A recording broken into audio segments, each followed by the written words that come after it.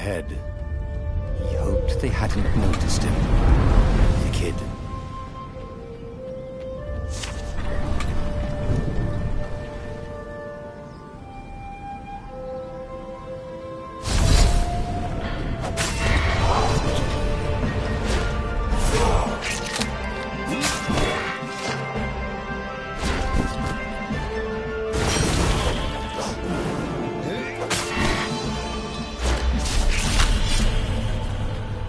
Oh, right. The Gate of Heroes.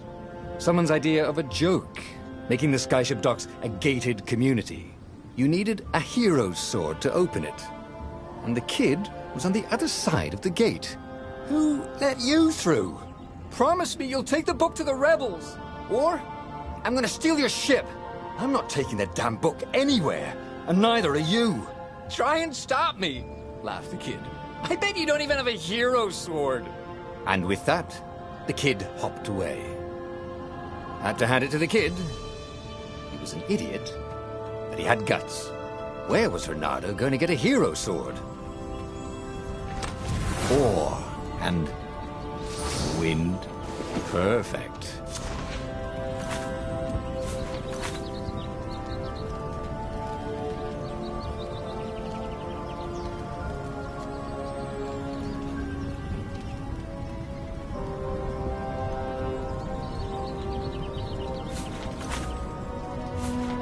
Hero Sword, QED.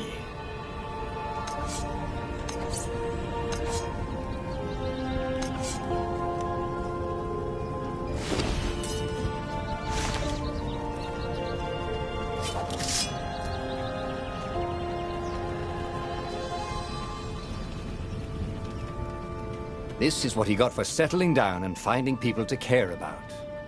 The kid's mum had been a swell cook, and she'd laughed at Renato's jokes, even when he didn't know he'd made one. And then the ravens had come to burn her. And she'd made him promise to protect the kid. But she never told him where the book was, just the kid. He came up to a ledge. It was too far to jump. There'd been a bridge here before, hadn't there? And there was Peter, giggling at him. How'd you get across? He asked the kid. Where'd you find a hook? I hopped, said the kid. Wise-ass kid. Hey, look out behind you! Cute, said Renato. Oh, ravens.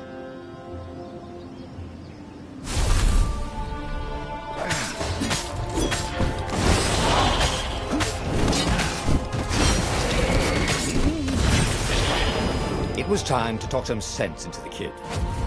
Just hook his way across the ledge and chase the kid down. Thing was, he hadn't used his hook since he'd retired. He'd done it. Maybe if he meditated at that altar there, he'd remember his old skills.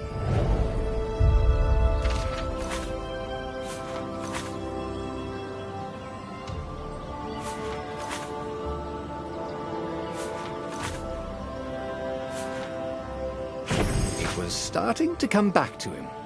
Something you never completely forgot, like how to freeze time when attacking. The more he fought, the more he'd probably remember. And there was the Farfarer. She was the fastest ship he'd ever known. She could do the Kessel run in 12 furlongs. Oh, so the salesman had told him. And something told him the kid was about to walk into an ambush. Stop! He shouted. I'm not giving you the book! Shouted the kid, and took off. No! Peter! But the kid ran for it, and a goggler nailed him with its ivy.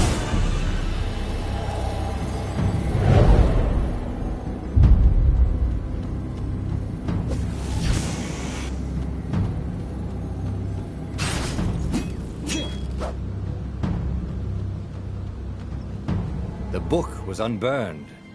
Next to it were the buckles from the kid's shoes, in a kid-sized pile of ashes.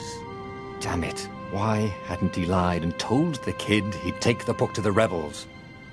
The kid would be alive now. Really pissed off and betrayed, but alive. Oh, damn it. Renato picked up the book. He couldn't let the Empire have it now. He was going to have to get it out of there. He'd be a wanted man. Probably have to join the rebellion just to have a place to dock. Well, he'd hated home life anyway.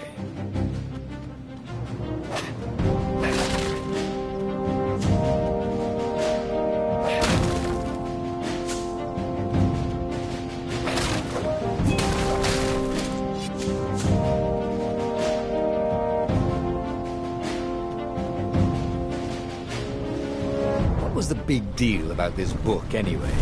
Maybe he should open it and find out. All that had been years ago.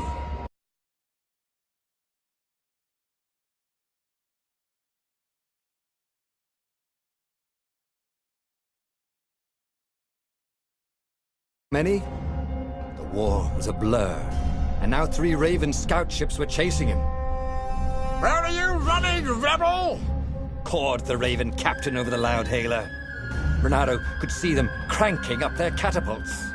Just going out for milk? Renato yelled back. Where can you run? Laughed the Raven horribly. Far behind him, another city was burning. The dark cloud above its island was thousands of Imperial ships. The fleet was doing a thorough job. Take us to the rebel base, and we'll spare your life! It cawed. The entire jury-rigged rebel fleet was only a few islands to the east. Beyond that were only the pillars of heaven, a sea of endless blood-colored tornadoes. The rebellion was out of time, unless Renato could bring a game-changer. Maybe he could. Renato had found out where he could find the pieces of the Sky Ripper, the legendary weapon that had exiled the lost gods. Surely a legendary weapon could win the final battle. On the other hand, his old friend Lapino had sent Renato a desperate message saying he had a brilliant scheme to save the rebellion. If Renato could only rescue him. Renato dived the Farfarer towards the abyss. As he felt the heat of the jet stream, the Raven ships peeled off, not stable enough to follow him down there. Now it was time to choose. Lapino or the Sky Ripper?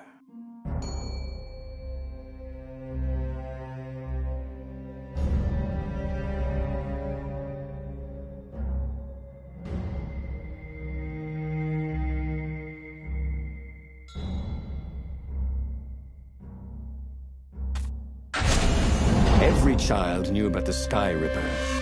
The Transcendent Emperor had buried its pieces. What could have brought them to light? This Emperor, Isengrim III, had once been kind, but he'd gone mad. And now he was conducting secret, obscene rituals to bring back the lost gods. Had he, somehow, summoned the long-lost components of the legendary weapon out of the deep places of the earth? It was more than Renato could fathom. But if he could find a legendary weapon, he would use it.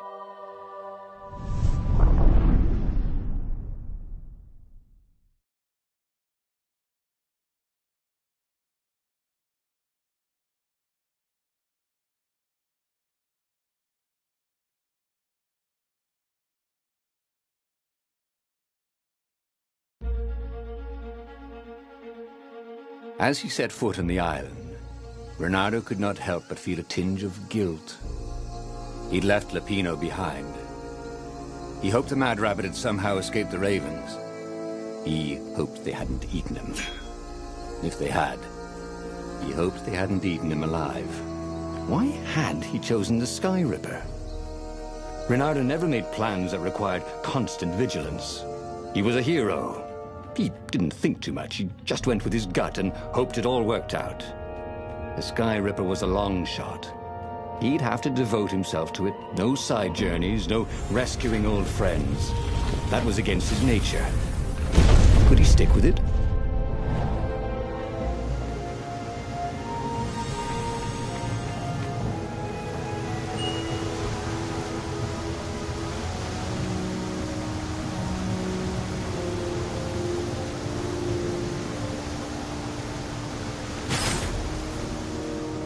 You blinked.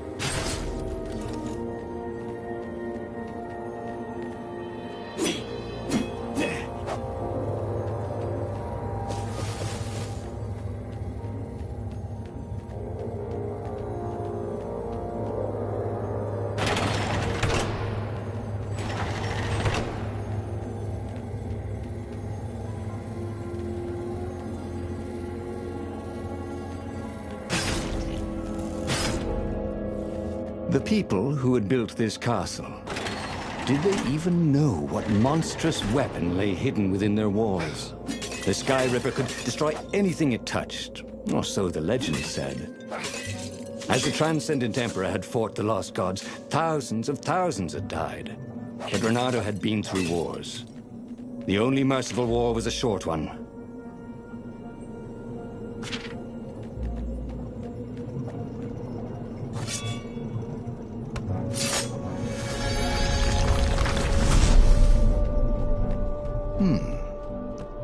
Hero Wall, Hero Sword, Ice Wall, Ice Cube.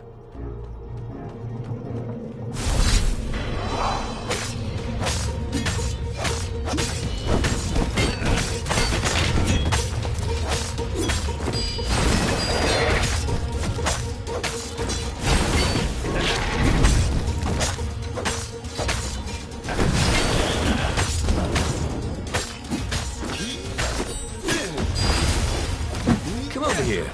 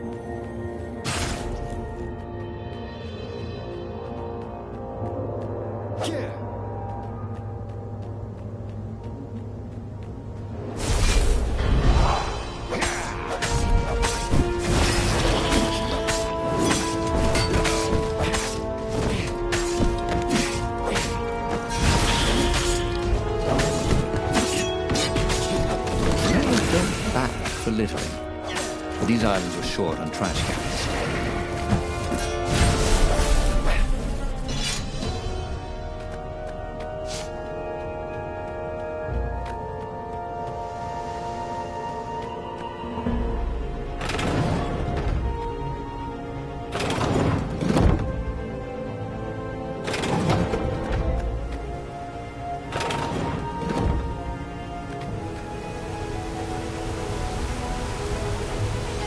See?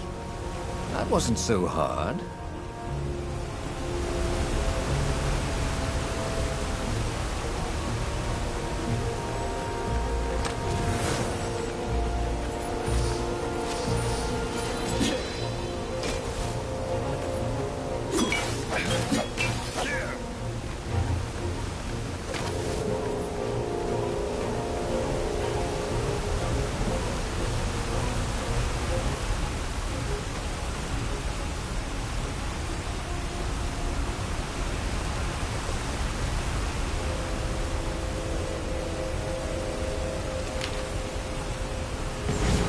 Starting to come back to him. Something you never completely forgot, like how to freeze time when attacking. The more he fought, the more he'd probably remember. There it was. Sky Ripper's armature. The stuff that dreams are made of. Engineers' dreams, anyway. The device was intricate. No one alive had the skill to make a thing like it. How was it part of a weapon at all? He'd have to ask a scientist, but first, he'd get the second piece. Sky Ripper had a heart, a core that had come to rest on the next island. Well, there was another island he could reach. Zenobia had just invaded it with her father's Raven battalions. She must be encamped there still. But fighting Zenobia now, that made no sense at all. He'd already sacrificed one friend to get this armature, was it? He didn't need to hurry to face her. She would find him. It was a no-brainer. He'd sacrificed his old friend Lapino to get the armature. And the armature was useless by itself, only a series of coils and wheels. War demanded sacrifices, and he would make more before the end. He would have to choose the greatest good, no matter how much it cost him. Zenobia. Well, he would see her sooner or later.